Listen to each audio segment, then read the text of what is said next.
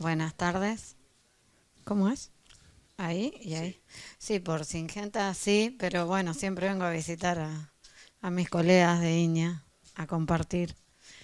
Eh, realmente como dijeron los chicos, en Argentina yo me voy a referir mucho a lo que vemos en nuestro país. Creo que acá ustedes tienen muy buena información también. Eh, Como dijeron los chicos, en Argentina estamos pasando por un momento que necesitamos reservas, necesitamos agua, que llueva para poder sembrar. Estamos con muy baja humedad en el suelo como para sembrar tanto trigo como cebada, sobre todo en todo lo que es norte de Buenos Aires, sur de Córdoba, sur de Santa Fe. El sudeste está un poquito mejor. Los rendimientos de trigo de la campaña pasada oscilaron en plena zona de núcleo, Venado Tuerto, Rojas, Pergamino, que se le llama el triángulo más productivo, oscilaron entre 10 a 15 quintales los rendimientos de trigo.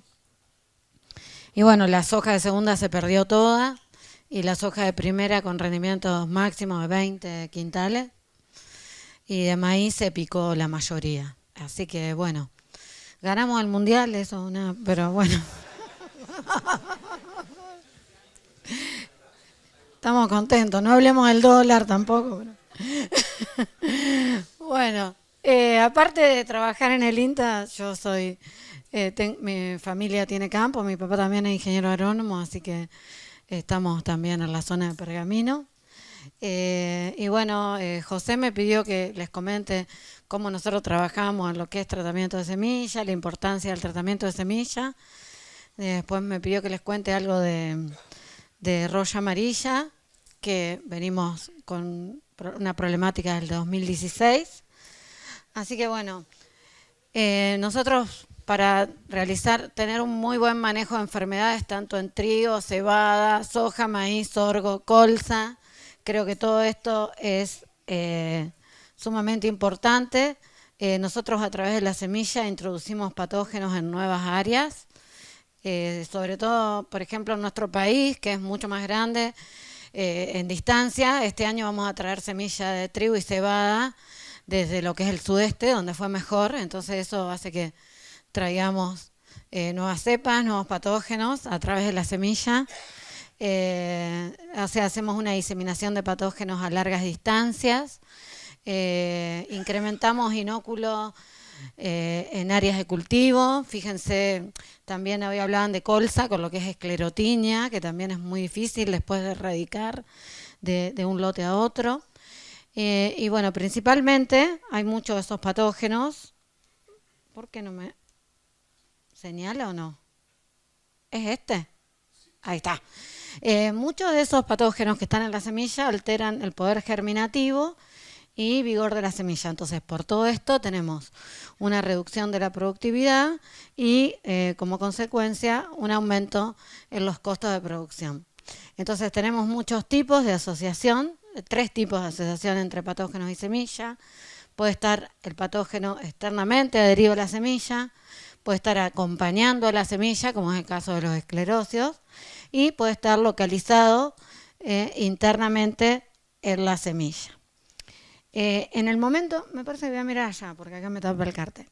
En el momento de la siembra, si nosotros tenemos un Big Bag, perdonen los términos, quizás no son los mismos que usan ustedes, acá dicen chacra, nosotros decimos lote o campo, pero bueno, si nosotros tenemos una bolsa con semillas que están contaminadas por patógenos y yo voy a sembrar, yo voy a estar distribuyendo en el lote y voy a estar teniendo focos de infección primaria de la enfermedad. Esto sería también cuando con una máquina entramos con lo que es semilla de maleza. Nosotros la maleza vamos, la cortamos y demás, y no dejamos que semille, pero la enfermedad, una vez que la introducimos en el lote, después queda en la planta, en el rastrojo, de una campaña a otra, y es muy difícil después de erradicar. Entonces, presentes en las semillas, los microorganismos sobreviven durante años y se diseminan como focos primarios de la enfermedad. Nosotros, cuando tenemos un cultivo, en este caso va a ser trigo y cebada, tenemos todo lo que vemos por sobre la superficie del suelo, pero después tenemos muchos patógenos que, para no entrar en mucho detalle, tienen estructuras de resistencia, ciertas estructuras que le confieren a ese patógeno cierta persistencia y se adaptan a bajas, altas temperaturas y demás, que le confieren una alta viabilidad en el suelo, como son Fusarium, Rhizoctonia, Bipolaris, Pythium, Pietin. Entonces, todos esos son patógenos habitantes de suelos, que muchos de estos son polífagos, pueden infectar tanto trigo como cebada, como maíz, como colza, soja. Entonces siempre van a encontrar un hospedante donde infectar y seguir reproduciéndose. Después tenemos todos los que están en el rastrojo, que son los agentes causales de manchas foliares, o el Fusarium, que va a infectar directamente la espiga, y todos los que están en el rastrojo, por salpicado de gota de lluvia, van a subir desde estratos inferiores a superiores, y van a infectar después la espiga, las glumas, y van a quedar nuevamente en el grano y los volvemos a cosechar y así los volvemos a sembrar la campaña siguiente. Algo que quiero aclarar es que nosotros prácticamente todo lo que sembramos en Argentina, el productor se guarda la semilla y el 80% de lo que se usa nosotros le decimos bolsa blanca, o sea, cada uno se guarda y después se hace un PG y no hay un sistema de certificación ni de control de qué llevamos a través de la semilla. Solamente se exige para la comercialización, en cuanto a patógenos de semilla, en soja que sea libre de esclerosios. Pero ni en trigo ni en cebada hay una normativa, ahora se estaría armando, de que tenga un menor porcentaje de dresleras o de fusarium para poder ser sembrada la próxima campaña. Bueno, y después tenemos todas las rollas que no están en nuestro lote, no están en nuestra casa, en nuestra chacra, digamos, y que vienen por el viento, vuelan por el viento, se dispersan por el viento a grandes distancias. Dentro de las principales enfermedades asociadas a la semilla de trigo y cebada, tenemos todas las dresleras, septoria, carbón cubierto, Septoria nodorum, que también se comparte en trigo y cebada, las bacteriosis, Fusarium, Bipolaris, Dreslera teres, que yo puse en rojo en trigo y en cebada, porque nosotros solamente es un trabajo que hasta ahora llevamos con 3 cepas de Dreslera teres, pero que de cebada, que está infectando también trigo. La encontramos produciendo manchas foliares en trigo. Eso es muy importante a nivel de rotaciones. Y bueno, también tenemos ramularia, escaldadura. Una problemática que nosotros tuvimos con una partida de una variedad de cebada, pues nosotros usamos prácticamente el 70% del área se siembra con una sola variedad de cebada, fue lo que es carbón, Ustilago nuda. Así que eso ahí se empezó a analizar la semilla para lo que es carbón.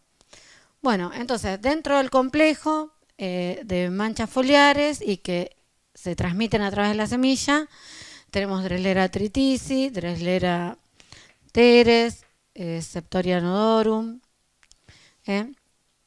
piricularia, que aún no está en nuestro país ni en Uruguay, pero sí en otros países limítrofes.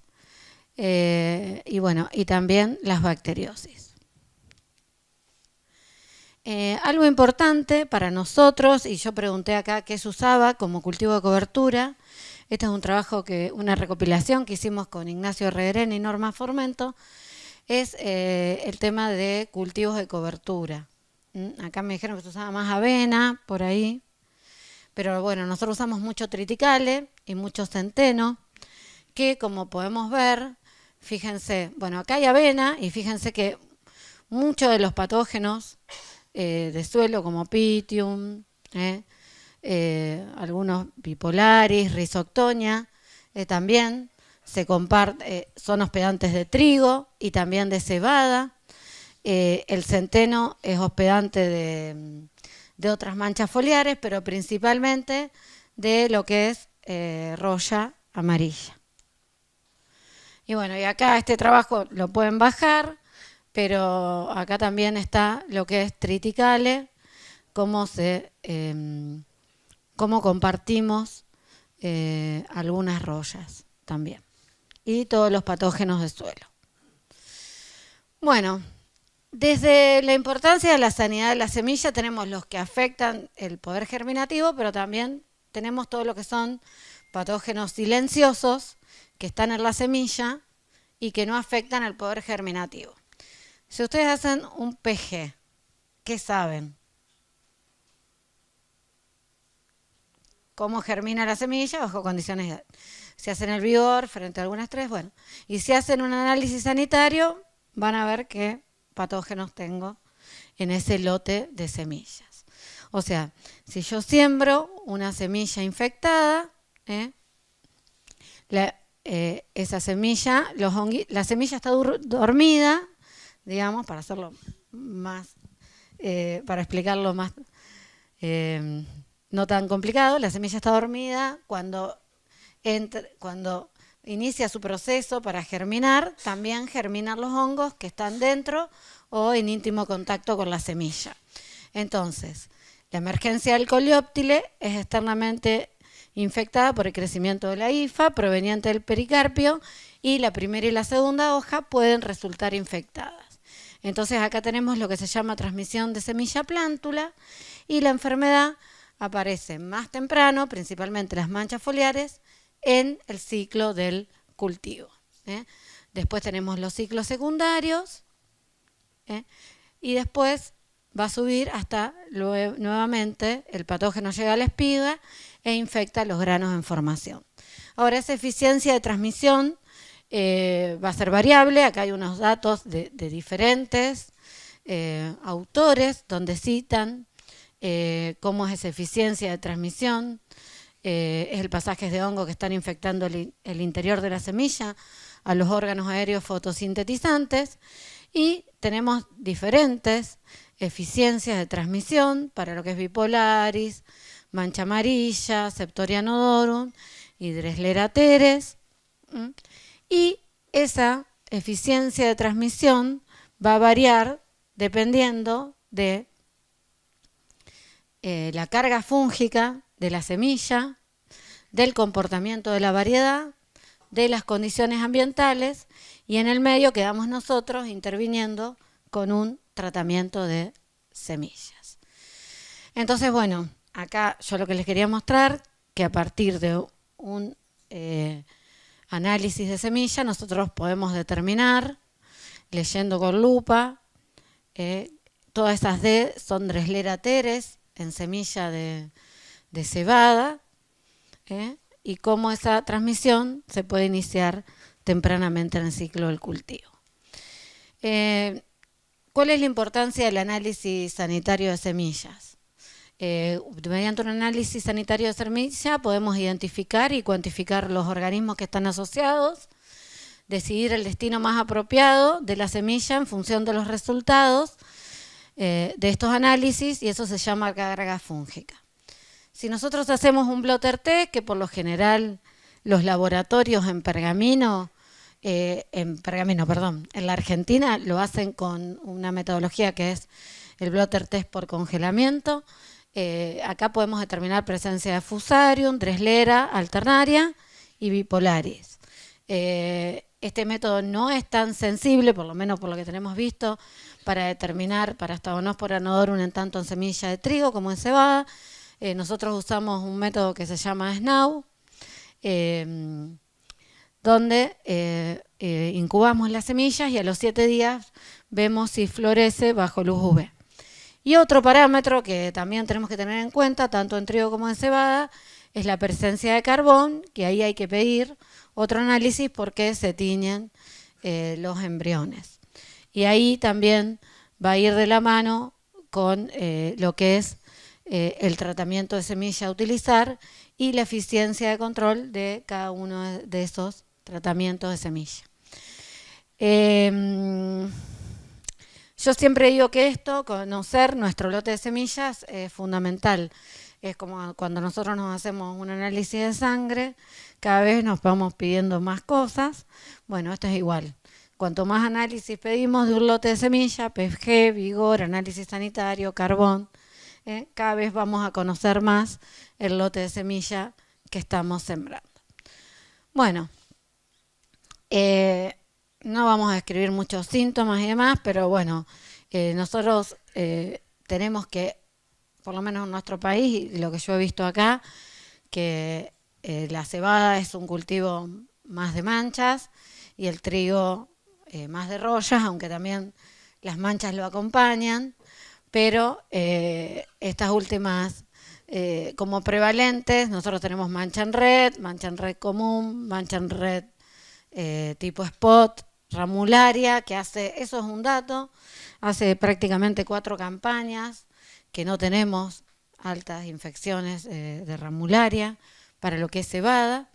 Y bueno, sí, en algunas campañas y en algunas variedades, mancha amarilla en trigo, junto con lo que es Parastagonospora anodoro. Pero mucho más importante, mancha amarilla. Bueno, dentro de lo que es podredumbre de raíces, por lo general podemos ver manchones o grupos de plantas donde con menor desarrollo, donde hay fallas en la germinación, donde hay reducción del stand de plantas, del número de macollos, tamaños de espiga y peso de granos.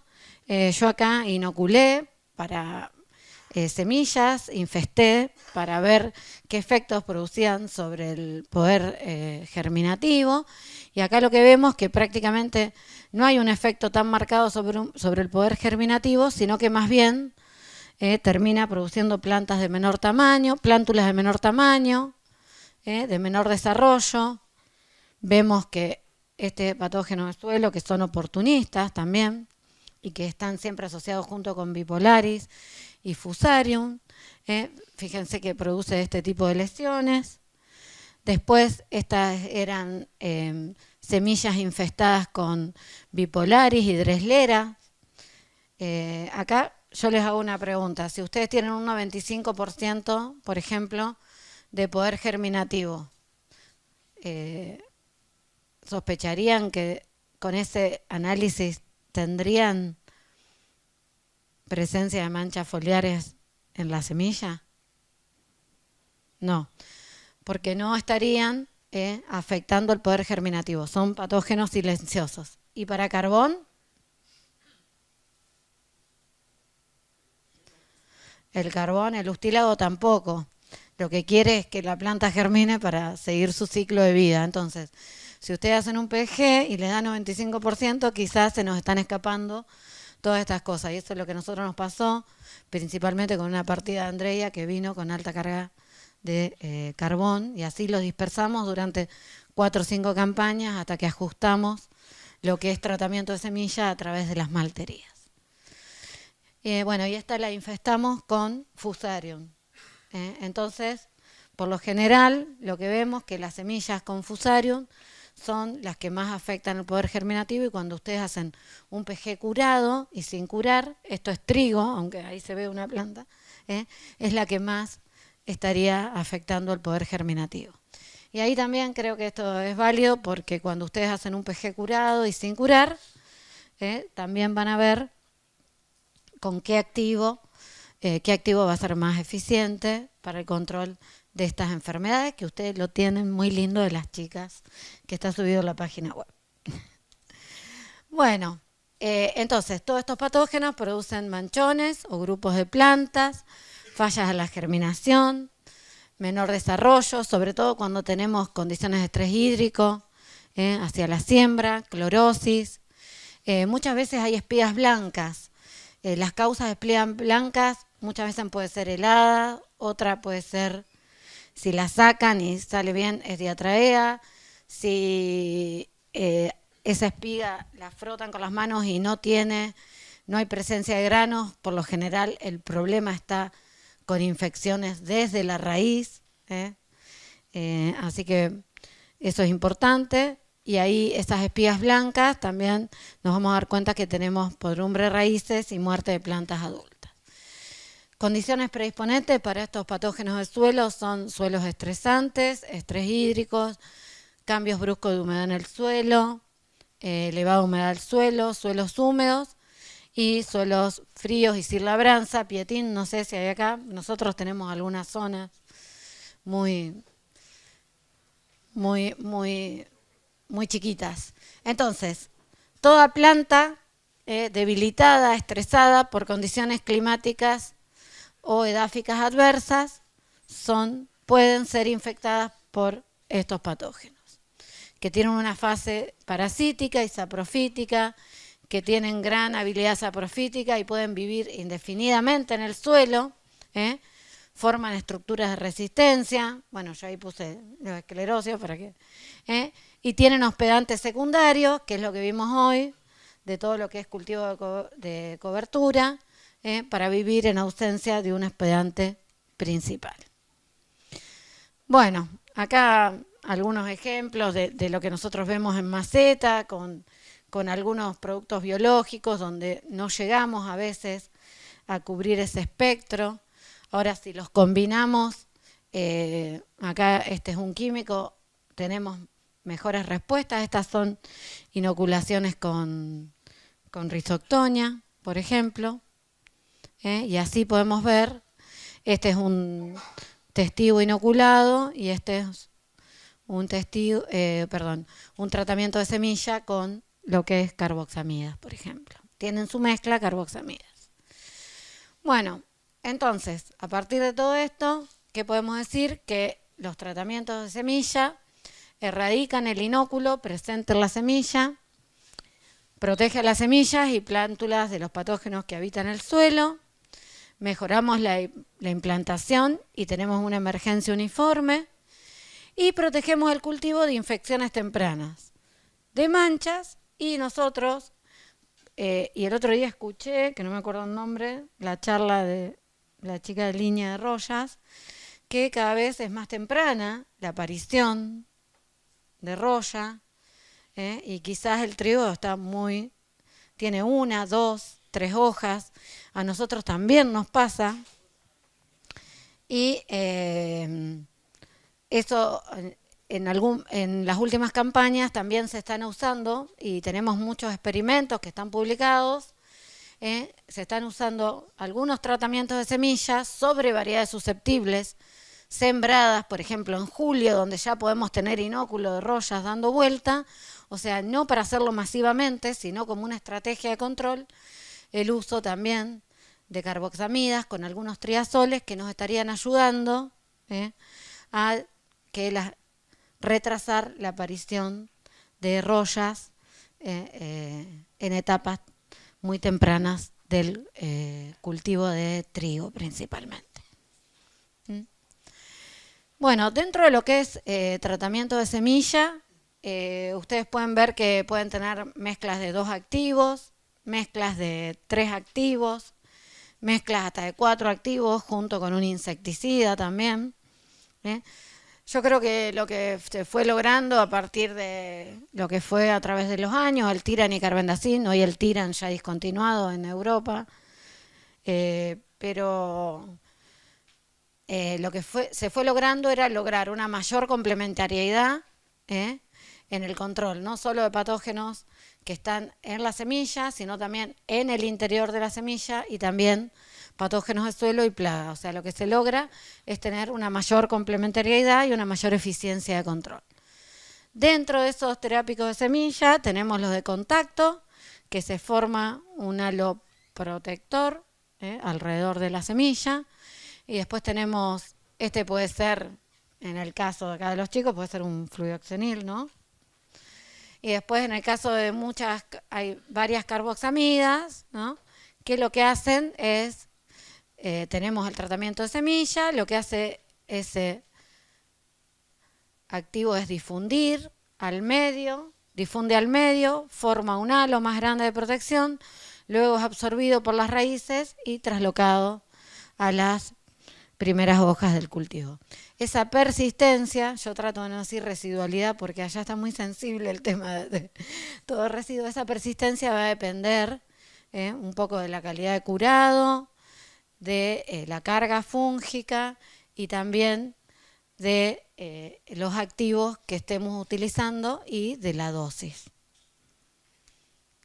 Bueno, algunos ejemplos y eficiencia de control. Algunos son más eficientes para el control de Fusarium que otros. Acá también teníamos semillas con un 18% de Dreslera y en algunos lográbamos mezclas con algunos triazoles del 50%. Cuando incluíamos triazoles más específicos llegábamos a tener en la semilla como control, leyendo en Blotter, un 97%. O sea que hay herramientas para, no digo que son erradicantes, pero para controlar todas esas enfermedades que llevamos a través de la semilla. Acá tengo otra. Esta es para lo que es Fusarium. Esta era una semilla con un 34% de Fusarium. Acá no usé un activo tan específico para Fusarium y llegué a un 76%, y acá llegué a un 91% cuando usé un benzimidazol o un fenilpirrol. Bueno, y acá también nosotros hicimos algunas experiencias para lo que es evolución de manchas foliares en cebada.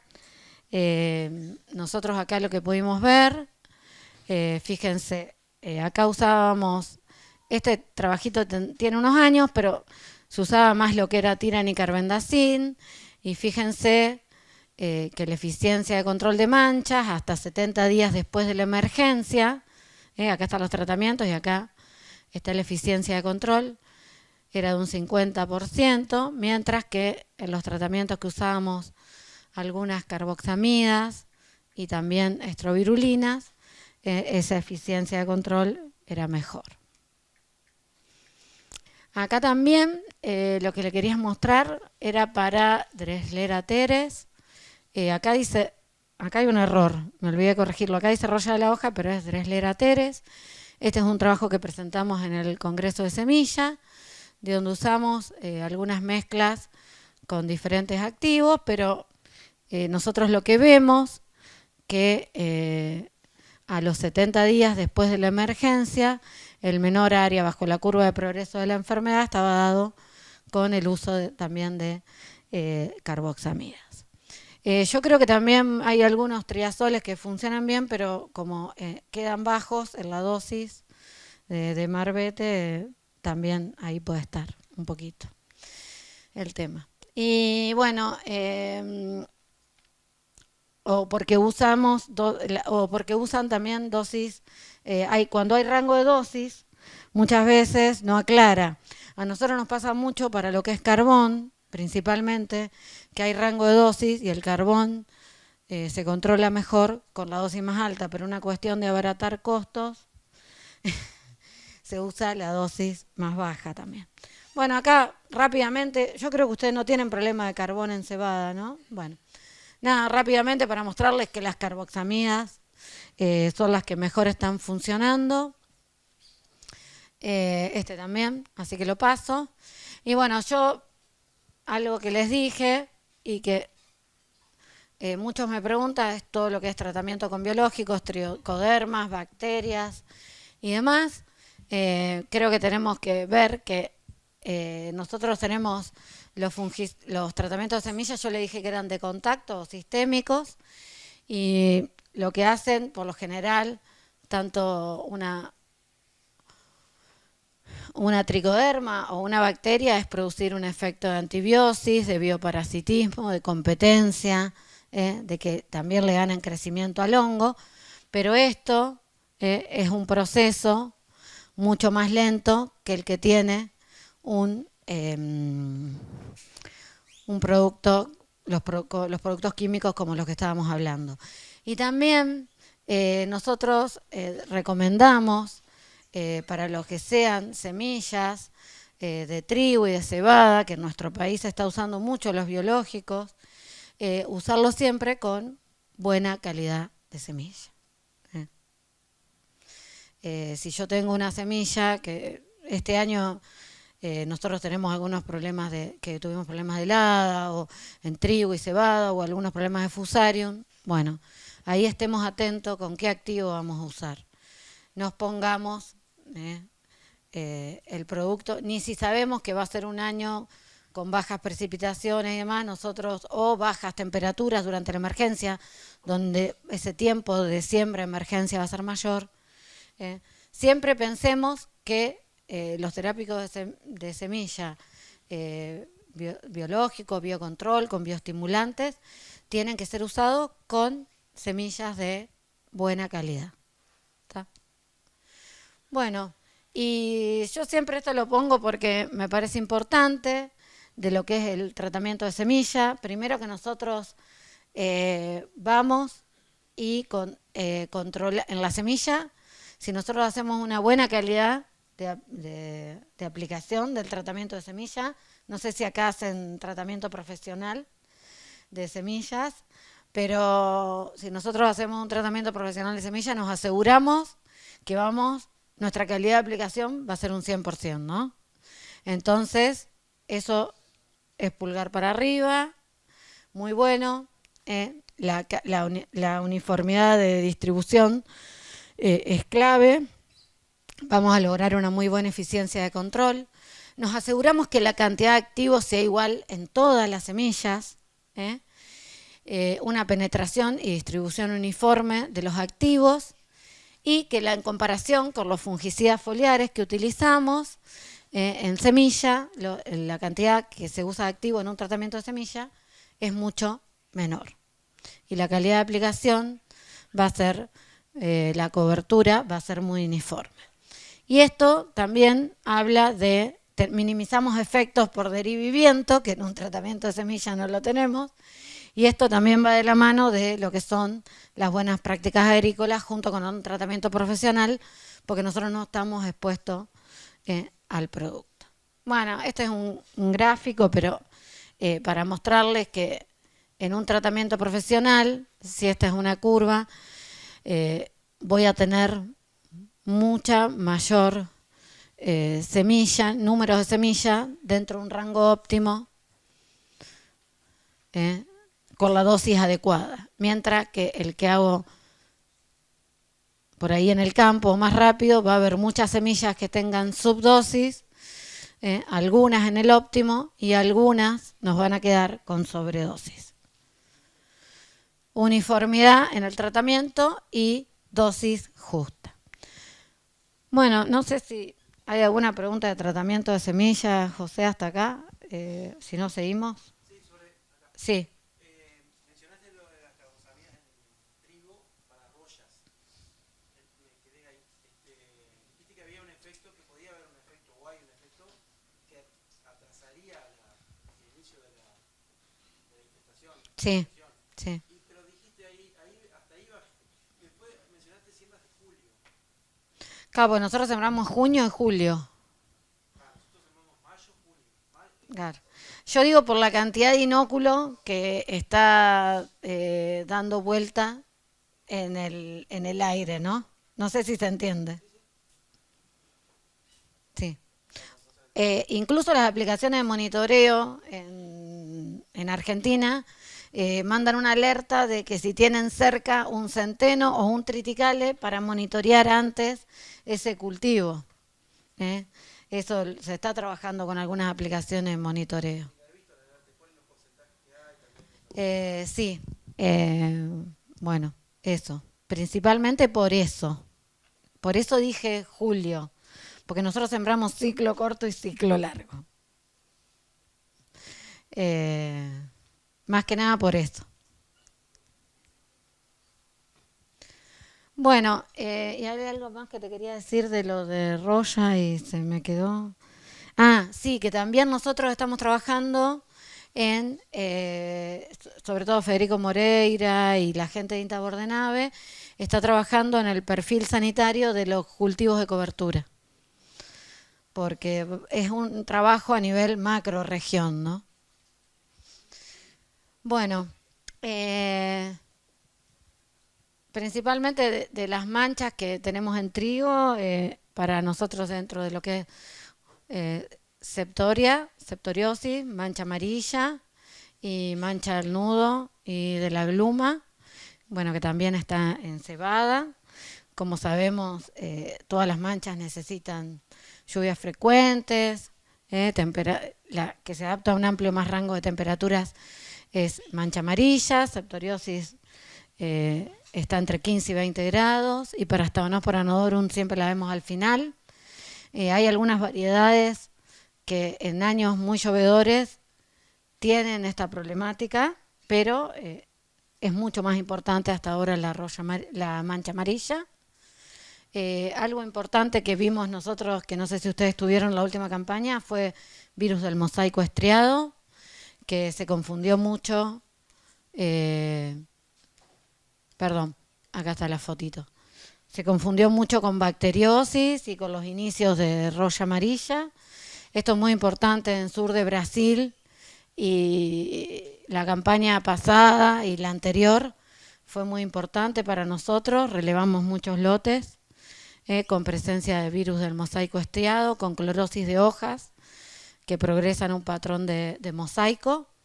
Se hicieron determinaciones por ELISA de cuáles eran las variedades más afectadas. Se los dejo por si les interesa. Está el trabajo publicado, donde se enviaron muestras de diferentes zonas y se caracterizó para lo que es virus del mosaico estriado, que se transmite por un ácaro, que es Asteria tossichella. Bueno, y dentro de lo que es cebada, las manchas prevalentes, bueno, escaldadura, mancha en red común y spot, y lo que es mancha borrosa, y luego ramularia. Para lo que es rollas en trigo, para nosotros hoy es nuestra mayor problemática, la roya amarilla o estriada. Esto ya lo saben. A partir del, roya era muy importante en Chile porque se adaptaba, era una enfermedad más de climas más frescos. Después hubo la aparición de nuevas razas. Nosotros compartimos una zona epidemiológica importante con roya, compartimos muchas variedades también. Hubo razas que se adaptaron a un rango más amplio de temperaturas y a temperaturas más altas. Después roya de la hoja, pero a nosotros nos pasa que si una variedad es susceptible a roya amarilla y a roya de la hoja, por lo general le termina ganando la amarilla. Y roya del tallo, tanto en hoja como tallo. Bueno, nosotros también hacemos una caracterización sanitaria, como se hace acá, y está publicado en la página web de INTA. Estos son, me quedó acá, disculpen, me quedó dando vuelta. Estos son algunos de los tratamientos que nosotros hacemos y probamos para lo que es, para controlar, para retrasar el progreso de roya en tratamientos de semilla. Lo que hacemos es sembrar en agosto, al lado de materiales susceptibles, y ahí podemos ver qué tratamiento tiene mayor persistencia. No se asusten, pero esto es todo sembrado hacia fines de agosto de manera experimental. Pero realmente vemos cosas muy interesantes, y cada vez con aparición de nuevas carboxamidas, cada vez son más interesantes estas herramientas. Bueno, acá también medimos para roya, también sembrado en agosto, con diferentes moléculas, y fíjense, 28, 46 y 61 días después de la emergencia del cultivo. Este es el testigo. Fíjense cómo fue el progreso, llegando a un 80% de incidencia, mientras que estos dos, que tienen carboxamidas y triazoles, estaban en un 20 a un 25%. Entonces, sobre todo la roya amarilla, y al aparecer en estadios tan tempranos, complejizan el manejo en cultivares susceptibles, por lo cual El uso de tratamiento de semilla en algún, no, yo no quiero generalizar esto, con mayor persistencia sería una alternativa para las primeras infecciones en estadios vegetativos. Bueno, entonces, si yo tengo dos curvas, tanto para manchas como para rollas, lo tengo que apretar un montón. La roja sería sin un tratamiento de semilla y la negra con tratamientos de semilla. Fíjense que sin tratamiento de semilla, tanto para mancha como para roya, lo que haríamos es, con un tratamiento de semilla llegamos más tarde al umbral de control, más avanzado el ciclo del cultivo, y lo que hacemos es, después sí hacemos una aplicación de fungicidas foliares para controlar la enfermedad, pero lo que logramos desde el inicio es aplanar la curva de progreso de estas enfermedades. Esto es a modo de resumen de lo que es tratamiento de semilla, cuál es, está general, pero fíjense que cuando la pasé, no sé qué versión te pasé, me quedó media mezclada, pero no importa. Tomo con las presentaciones. Fíjense, carbones no afecta el poder germinativo, fusarium sí, todos los agentes causales de manchas foliares no afectarían el poder germinativo, bipolaris podría, y alternaria, cladosporium y epicoccus podrían afectar el poder germinativo según la carga fúngica, pero acá ya nos indicaría más un deterioro de la semilla. Así que bueno, eso era bueno. Bueno, y ahora vamos, nosotros, no sé si acá hay equipos de monitoreo y demás. Nosotros insistimos mucho con el monitoreo, con la cuantificación, con el diagnóstico preciso. La campaña pasada y la anterior principalmente hubo muchas manchas de origen abiótico que nos confundieron con algunas manchas causadas por patógenos, muchas heladas, bacterias oportunistas, fitotoxicidad por herbicidas, que se confundieron mucho con el complejo de manchas foliares. Tanto el manejo de manchas y de rollas va de la mano de la frecuencia de monitoreo y proteger área foliar activa con hincapié en calidad de aplicación y uso de coadyuvantes, uso de activos específicos con alta eficacia de control para rollas y manchas. No todos los fungicidas controlan todas las enfermedades. Las manchas se controlan temprano. El problema está en nuestro lote, en nuestra carga de semilla, en los cultivos antecesores, como por ejemplo una avena que también puede hospedar todo este tipo de manchas. Y las manchas se dispersan a muy cortas distancias.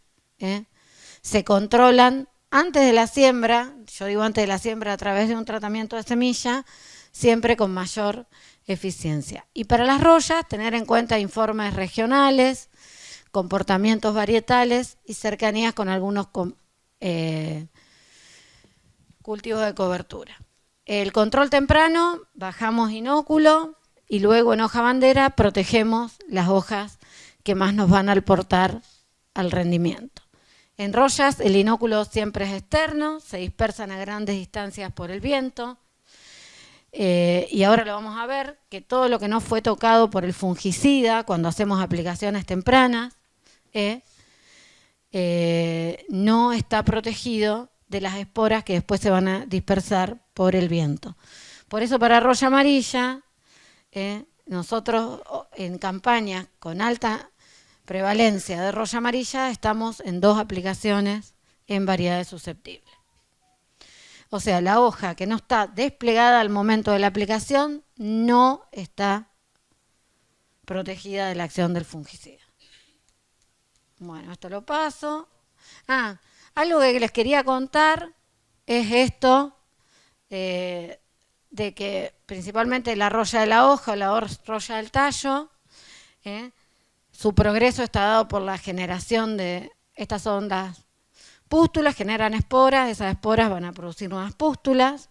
Hay un incremento de la enfermedad por el número de pústulas por unidad de superficie, mientras que la roya amarilla es de tipo, tiene un periodo de latencia corto, son razas muy virulentas, muy agresivas, pero a su vez tienen la capacidad, es semisistémica, como se mueve la hoja, a partir de una pústula ya está infectando toda la hoja. O sea, se comportaría más como lo que es una mancha foliar que aumenta más por la expansión de la lesión ya existente que por la aparición de nuevas lesiones.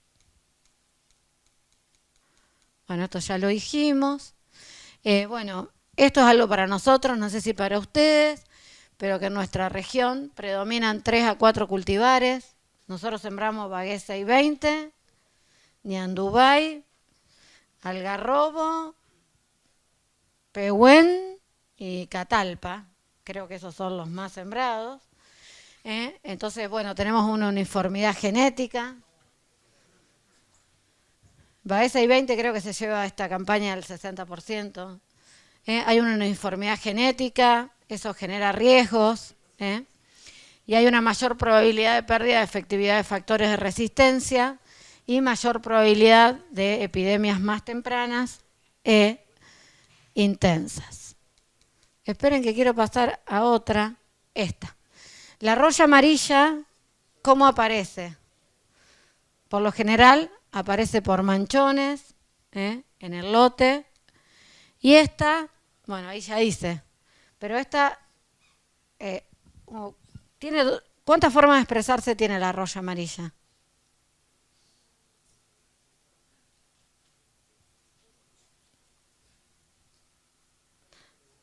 No, hay muchos trabajos que indican, y lo que nosotros vemos, que hasta que inicia el cultivo en cañazón, la roya amarilla se puede estar distribuyendo de manera más agrupada, que nos hace confundir este tipo de agrupamiento con roya de la hoja.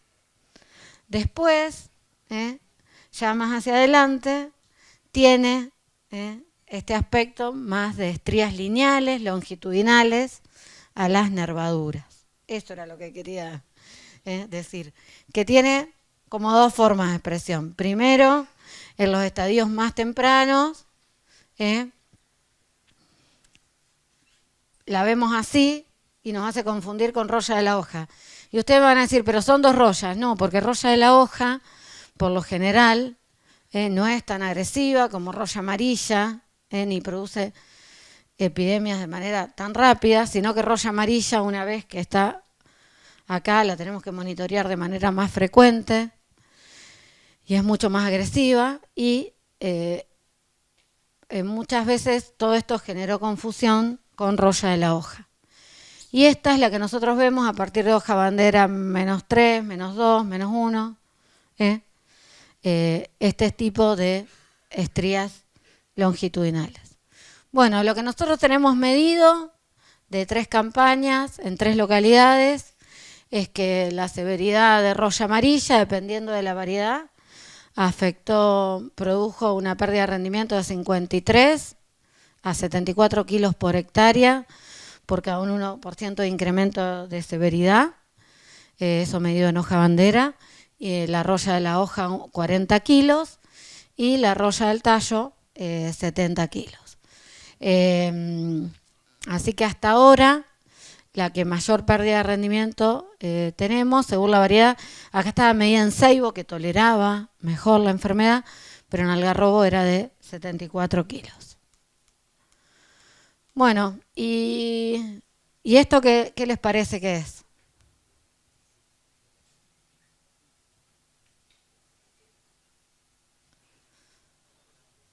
Esto es roya amarilla controlada. Siempre, también hay muchos trabajos que dicen que siempre hay más de lo que vemos, porque en realidad si vemos una pústula, la estría de infección ya está en la hoja. Y esta es esto es roya amarilla curada, pero con las pústulas agrupadas, y esta es cuando ya está de manera lineal. ¿Está? Es roya amarilla, lineal o estriada se llama. Esto es lo que nosotros vemos en los experimentos, y sobre todo esto lo vimos cuando tuvimos que hacer aplicaciones en el mes de agosto, ¿no? Que fue la campaña 2017. Bueno, después hay un trabajo de Berger muy interesante que indica que roya amarilla, estriado lineal, es única entre los patógenos biotróficos debido a su crecimiento semisistémico, es decir, que tiene la capacidad de una lesión de crecer dentro de la hoja, de expandirse dentro de la hoja. Importa más cómo progresa a través de la expansión del tamaño de la lesión. Bueno, esto para mostrarles lo que fue para nosotros la campaña 2017, un 90% de la semilla sembrada con algarrobo. Fíjense el testigo, estaba hasta de menor altura, y esto teníamos 2 aplicaciones de fungicidas, y así terminó el testigo. Lo debilitó completamente, se quebraban los tallos. Esto pasó mucho en cabeceras, y bueno, esto porque era un experimento. Y acá tenemos la roya amarilla controlada con 2 aplicaciones. También lo vimos en tamaño de espigas y también en número de granos, pero para hacerlo más visual, acá tienen cómo era el tamaño de espiga con 2 aplicaciones de fungicida, acá en el testigo, y acá como todo lo que va encontrando verde y sin algunas espigas de macollos que no estaban expuestas al momento de la aplicación, nosotros decíamos que estaba muerta de hambre. Todo lo que no encontraba protegido iba y se instalaba, y la veíamos también entre los granos. Así que bueno, este es el último perfil sanitario de Pablo Campos, de INTA Bordenave. Nosotros lo hicimos bajo riego, pero prefiero mostrar este que es más representativo porque prácticamente nos quedamos con muy pocas localidades debido al estrés hídrico. Pero bueno, este es el que sale de INTA, que yo creo que es muy similar al que presentaron las chicas. Nosotros hoy vemos que hay variedades como algarrobo, que era muy sembrada en el 2017, que es susceptible a las 3 rollas. Y hoy estamos con Baeza y 20, que no me puse los anteojos, pero no lo... Acá, que es susceptible a a roya de la hoja y a roya amarilla también. ¿Ah? Bueno, entonces así sería un poquito para resumir las rollas en trigo para que ustedes tengan... Este es el síntoma de pústula más agrupada, hasta que empieza a encañar el cultivo. Después las estrías lineales, la roya de la hoja, que son pústulas más dispersas, más marrones, más no son tan anaranjadas como las de roya amarilla, y lo que es roya del tallo, que nosotros, por ejemplo, lo vemos muy puntualmente. No es una enfermedad que hoy estamos teniendo una problemática importante. Sí, con roya amarilla, pero la buena noticia es que los fungicidas la controlan muy bien. Y roya de la hoja es que la mayoría de los fungicidas la controlan muy bien a roya amarilla, pero la mala noticia de roya de la hoja es que no todos los fungicidas la controlan bien, pero también es desplazada por la roya amarilla.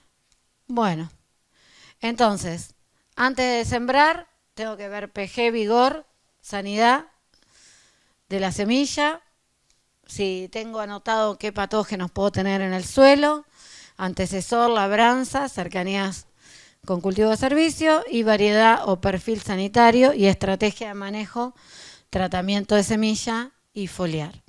Diagnóstico siempre, esta fíjense, es roya amarilla controlada, ¿está? Esta es virus del mosaico estriado, que nos generó mucha confusión. Esta es roya amarilla controlada, esta es virus del mosaico estriado, esta es roya amarilla y esta es una bacteriosis. Nosotros insistimos mucho con el diagnóstico porque me parece que es el pilar fundamental del manejo integrado de enfermedades. Y a todas las campañas tenemos algo que nos solemos confundir.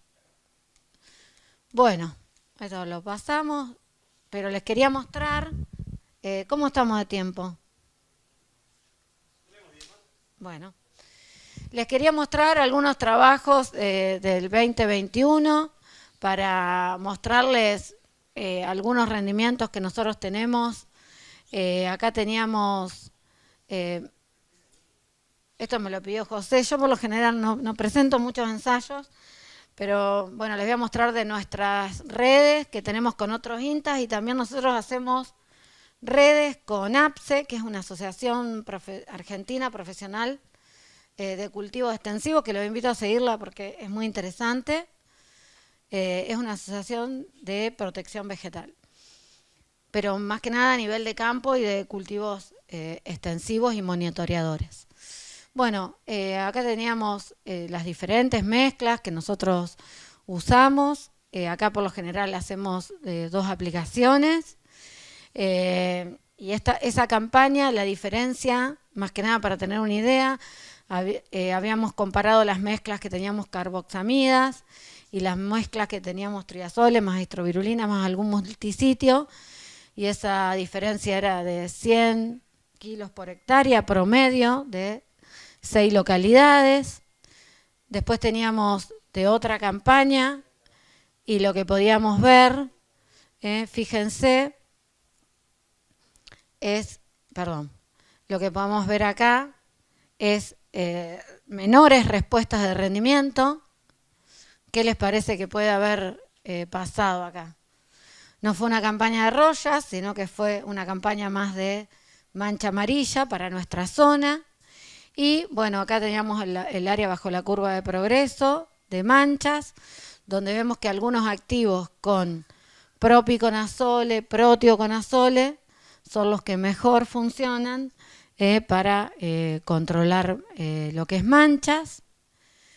Después acá les traje algunas eficiencias de control de los ensayos que hacemos para que vean que la roya de la hoja, por ejemplo, para nosotros es la que menos eficiencia estamos viendo, es la que más se nos disparan las curvas para manchas, pero principalmente para roya de la hoja. Y de la mano de roya de la hoja, mucho de lo que tiene también protioconazole, que donde vemos las mayores fallas. Perdón, a mí esta letra con el lactus base ahí tenía baja. No, está en un 96%, 96%. Sí. Sí, acá hay algunos de 100, de 99. Muy bien, miran todo. Bueno, y acá para mancha es donde nosotros vemos que más, junto con roya de la hoja, es donde más, para mancha amarilla, que también estamos haciendo los aislamientos con Ignacio Reguerena, para probar todo esto, la sensibilidad in vitro, pero fíjense que todo lo que tiene algunas estrovirulinas con triazoles, acá hay tebuconazole, y bueno, acá donde hay propiconazole y algunas carboxamidas más específicas para manchas, vemos mejores controles de rollas. Y este es de la campaña 2017, para que vean que que la eficiencia de control de manchas osciló entre un 60, de roya, perdón, esto es roya amarilla, de un 60 a un 95%. Acá en marrón quedaban las parcelas testigo. Roya amarilla, los fungicidas no la conocen tanto, así que muchos funcionan bien. Y esto fue la campaña siguiente, donde tuvimos una problemática más de manchas. Acá teníamos todo lo que estos verdes son los que teníamos propiconazole, protioconazole y carboxamidas. Estos acá eran los que tenían más azoxicipro o picoxiciproconazole, donde ya se ha reportado en Argentina una pérdida de sensibilidad de los hongos.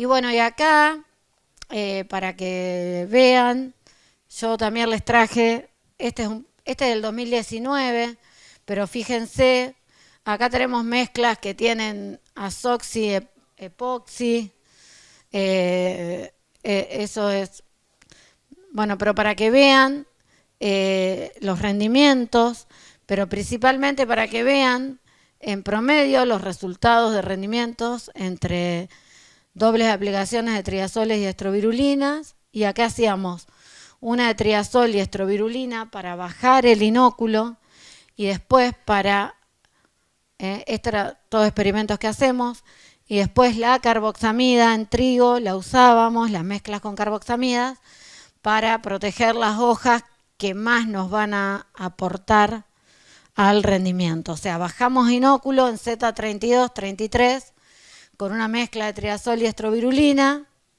y en hoja bandera -1, íbamos con nuestra mejor herramienta para tener mayor persistencia. Y bueno, eso fue variable entre sitios. En Pergamino, bueno, esto está todo a 100 kilómetros de diferencia. Hubo sitios donde la diferencia por aplicar carboxamidas en la segunda aplicación fue de 240 kilos por hectárea. En otra, donde fue más prevalente manchas foliares, fue 60 kilos por hectárea, y en Pergamino 141 kilos por hectárea. Y bueno, creo que era eso. Nosotros, para que no hagan esto, llegamos a hacer esto en la campaña 2017. Triazol, estrovirulina, triple mezcla, y después ponían otro triazol y estrovirulina. Siempre recuerden que se hicieron. Esto para que no lo hagan. Nosotros llegamos a hacer esto en lote, en la campaña 2017. Yo creo que acá también hubo problemas de calidad de aplicación, pero siempre piensen que por una cuestión de cuidar los fungicidas y de retrasar la aparición de resistencia, se puede usar una carboxamida en tratamiento de semilla y una carboxamida foliar. Hay que usar dosis de marbete, la que dice el marbete adecuada, hay que rotar activos. Y también decirles que si a ustedes se les escapó todo esto, las aplicaciones tardías no permiten recuperar la pérdida de rendimiento por más que pongan el mejor fungicida. ¿Está? Sí. Nosotros las carboxamidas se usan un 80-90% en cebada, y en trigo estas últimas, no la campaña pasada porque no hubo aplicaciones, pero según datos de APSE, que el otro día tuvimos la reunión, se está incrementando en un 45%. Más que nada por la combinación con manchas foliares, ¿no? Que cuando hacemos un triazol y una estrovirulina primero, controlamos la roya, pero nos queda la mancha feliz, según qué triazol uses, ¿no? Pero muchas veces usamos azoxicipro, picoxicipro, y la mancha queda. Entonces después se hacen carboxamidas y algún propiconazole o protioconazole junto con esa mezcla de carboxamida. No quiero decir marcas, pero bueno, o epoxiconazole. El tema que el epoxiconazole en Europa ya no se está usando más por un tema de disruptores endocrinos, es re importante. Aparentemente el protioconazole en 2 años, yo leí un trabajo también, porque tiene un EIQ alto, todo lo que es multisitio también. Y por lo menos eso es lo que yo vengo leyendo. Entonces, bueno, viene otro triazol a reemplazar el epoxi.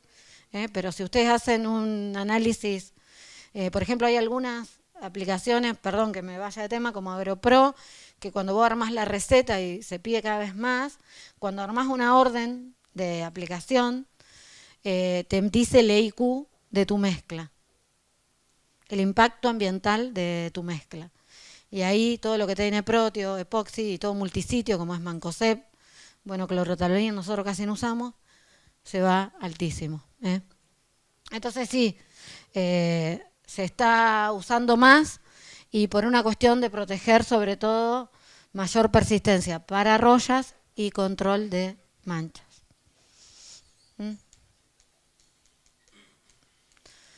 Bueno, yo había traído, pero esto lo fui diciendo, de que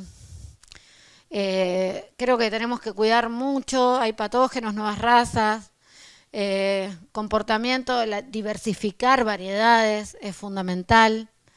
Que una variedad sea susceptible a una enfermedad no quiere decir que no la vamos a sembrar, tenemos todas estas herramientas para planificar, pero si podemos diversificar mucho mejor, tenemos sistemas de alerta y pronóstico en Argentina, acá también.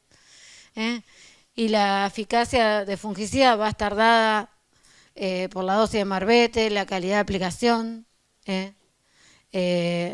Hay muchos factores que son multiplicadores del número de aplicación, usar menos dosis o mitad de dosis o llegar tarde a aplicar el producto.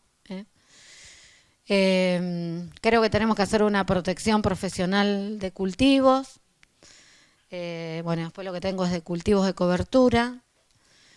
Y bueno, realizar un correcto diagnóstico, enviar muestras a laboratorios. No todo lo que vemos a campo siempre resulta ser una enfermedad.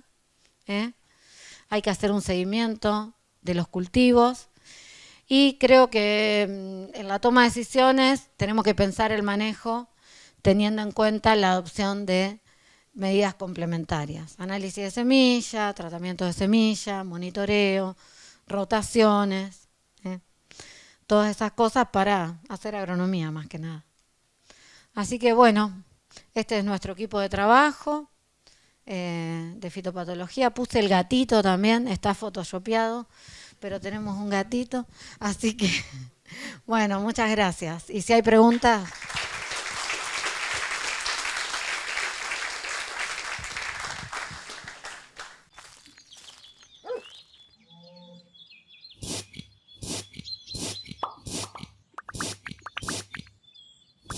Esto seguro no lo viste nunca. Un fungicida con este nivel de protección, tampoco. Más de 44 días de control en mancha amarilla y septoria. Más de 35 días de control en rollas. Mejoran el retorno de la inversión. Subimos la vara en control de enfermedades en trigo y cebada. Llegó Miravis Triple Pack. Tu récord de rendimiento nunca estuvo tan cerca.